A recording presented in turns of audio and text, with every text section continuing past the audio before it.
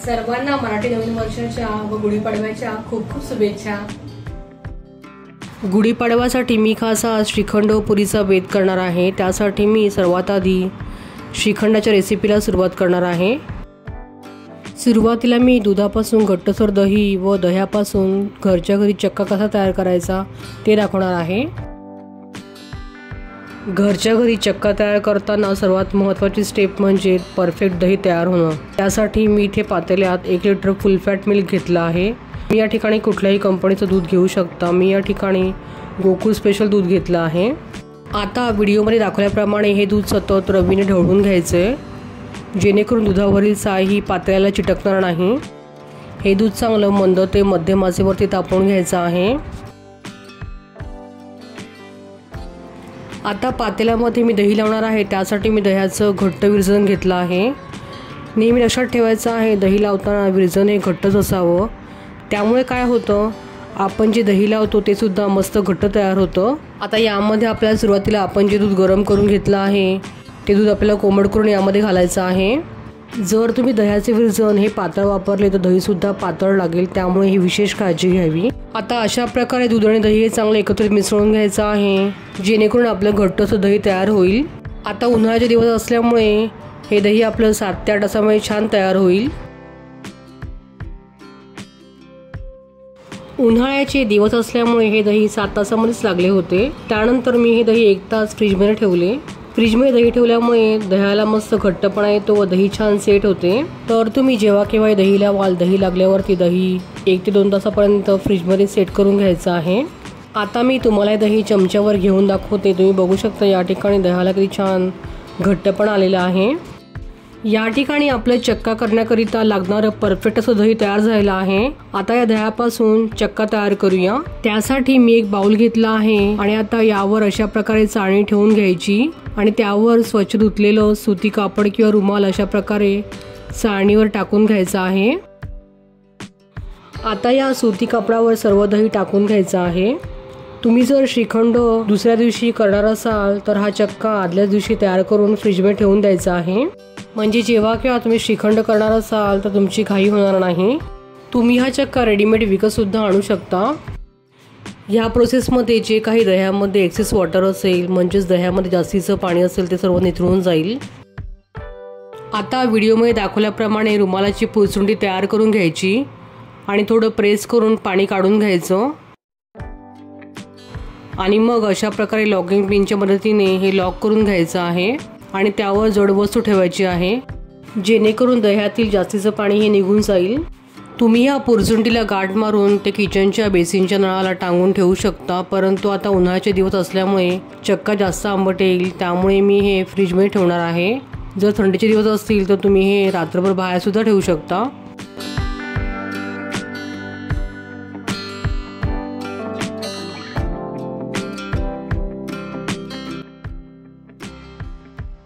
आता दुसऱ्या दिवशी मी श्रीखंड पुरीचा बेत करणार आहे। तर आता मी सुरुवातीला पुरी करणार आहे। त्यासाठी मी आधी पुरीसाठी लागणारी कणिक मळून घेते। बाउलमध्ये मी 4 कप गव्हाचं पीठ घेतलं आहे। आता यामध्ये 3/4 कप रवा घालूया। तुम्ही या ठिकाणी रवा बारीक किंवा जाड कुठल्याही क्वालिटीचा घालू शकता। 1/4 कप बेसन पीठ घालूया। अर्धा चमचा पिठी साखर घालायची आहे। पिठी साखर घातल्यामुळे पुरीला मस्त कलर येतो। चवीपुरतं यामध्ये मीठ घालायचं। आता हे सर्व एकत्र मिसळून घ्यायचं आहे। आता यामध्ये 3 चमचे कडकडीत तुपाचं मोहन घालूया। तुम्ही या ठिकाणी तेलाचं सुद्धा मोहन घालू शकता आणि आता तुपाचं मोहन पिठाला चांगलं चोळून घ्यायचं आहे। आता यामध्ये थोडं पाणी घालून याचा घट्टसर असा गोळा मळून घ्यायचा आहे। पुऱ्या करताना कणिक हे घट्टच मळायची आहे। असं केल्यामुळे पुऱ्या ह्या तेलामध्ये टम्म फुलतात।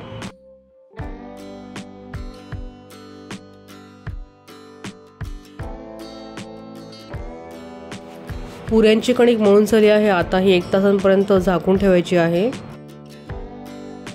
आता आपण श्रीखंड बनवून घेऊया। त्यासाठी मी हा चक्का रात्रभर फ्रीजमध्ये ठेवला होता। तुम्ही पाहू शकता मस्त असा चक्का आपल्या या ठिकाणी तयार झालेला आहे। चाळणीखाली निथळलेलं दह्याचं पाणी हे आपल्याला फेकून द्यायचं नाही, कारण हे पाणी खूपच पौष्टिक असते। त्यामुळे तुम्ही हे पाणी कणिक मळायला वापरू शकता। जर हे पाणी खूपच आंबट असेल तर तुम्ही दह्याची कढी करताना यामध्ये हे पाणी वापरू शकता। आता हा संपूर्ण चक्का बाउलमध्ये काढून घ्यायचा। हा जवळपास 400 ग्रॅम आहे। आपण 1 लिटर दही लावले होते, त्यापासून आपल्याला 400 ग्रॅम चक्का मिळाला आहे। आता विस्करने हे चांगले 2 ते 3 मिनिटं फेटून घ्यायचं। घरी तयार केलेल्या चक्क्याला अजिबातच चाळणीने चाळून घ्यायची किंवा मिक्सरमधनं फिरवायची गरज पडत नाही, तर याला हाताने छान प्लेन टेक्स्चर येतं। तुम्ही जर चक्का बाहेरून आणणार असाल तर तो चवीला खूपच आंबट असतो, त्यामुळे त्याला पिठी साखर ही जास्त लागते। आपण हा चक्का घरीच तयार केला, त्यामुळे हा चवीला कमी आंबट आहे। त्यामुळे मी इथे 150 ग्रॅम पिठी साखर घालत आहे। तुम्ही तुमच्या आवडीनुसार यामध्ये पिठी साखर कमी अधिक करू शकता। आता पिठी साखर आणि चक्का हा विस्करने चांगला एकजीव करून घ्यायचा आहे। श्रीखंड म्हटलं तर ते चवीला आंबट गोडच असलं पाहिजे, तेव्हाच ते खूपच टेस्टी लागतं। मी इथे 2 चमचे कोमट दुधामध्ये 7 ते 8 केसर काड्या 1 तासांपर्यंत भिजत घातल्या होत्या, त्या आता यामध्ये घालूया। तुम्ही पाहू शकता या ठिकाणी श्रीखंडाला खूपच छान असा केसरचा कलर आलेला आहे। आता केशर दूध घातल्यावरती हे चांगलं 1 मिनिटांपर्यंत फेटून घ्यायचं आहे। आता थोडंसं यामध्ये जायफळ किसून घालायचं आहे। जर तुम्हाला श्रीखंडामध्ये जायफळ हे आवडत नसेल तर तुम्ही स्किप करू शकता। आता यामध्ये पाव चमचा वेलची पावडर घालायची आहे। वेलची पावडरमुळे श्रीखंडाला खूपच छान चव येते। आता हे सर्व एकत्र मिक्स करून घ्यायचं। तुम्ही बघू शकता या ठिकाणी श्रीखंडाला खूपच मस्त क्रीमी टेक्स्चर आलेला आहे।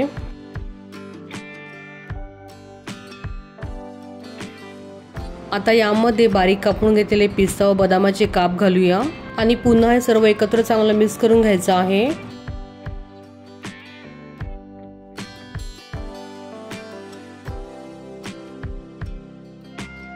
तुम्ही बघू शकता या ठिकाणी आपल्या श्रीखंडाला खूपच छान असं प्लेन व क्रीमी असं टेक्स्चर आलेलं आहे। आता हे श्रीखंड मी अर्ध्या तासांपर्यंत फ्रीजमध्ये सेट करून घेते, जेणेकरून हे श्रीखंड छान थंडगार व घट्ट होईल। जर तुम्हाला श्रीखंड हे घट्ट आवडत नसेल तर तुम्ही यामध्ये दूध घालू शकता। आता जवळपास 1 तासानंतर पुऱ्यांचं कणिक हे पुऱ्या करण्याकरिता तयार झालं आहे, तर आता हे चांगलं मळून घ्यायचं आहे।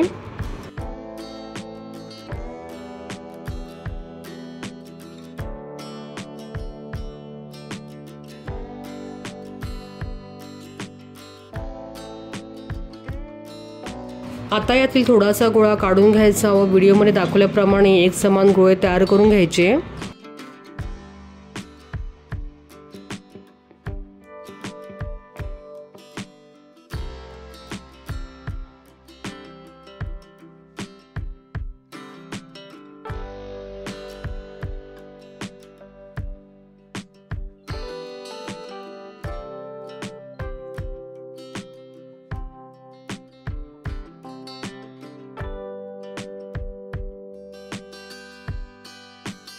आता यातील एक एक गोळा घेऊन पीठ न लावता आवडीप्रमाणे लहान किंवा मोठी पुरी लाटून घ्यायची।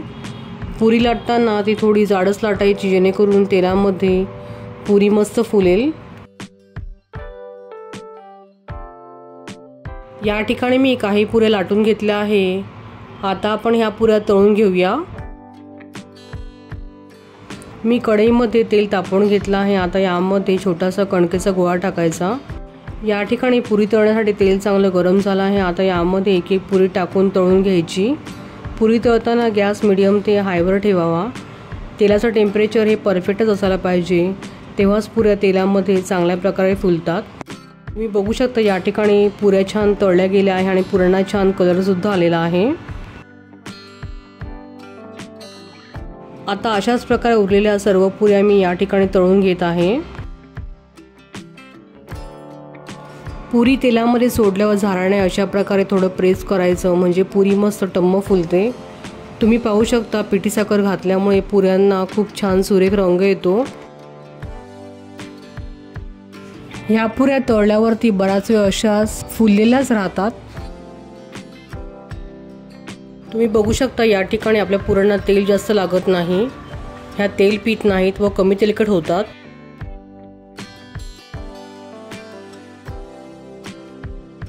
या ठिकाणी मी सर्व पुऱ्या ह्या तळून घेतल्या आहेत।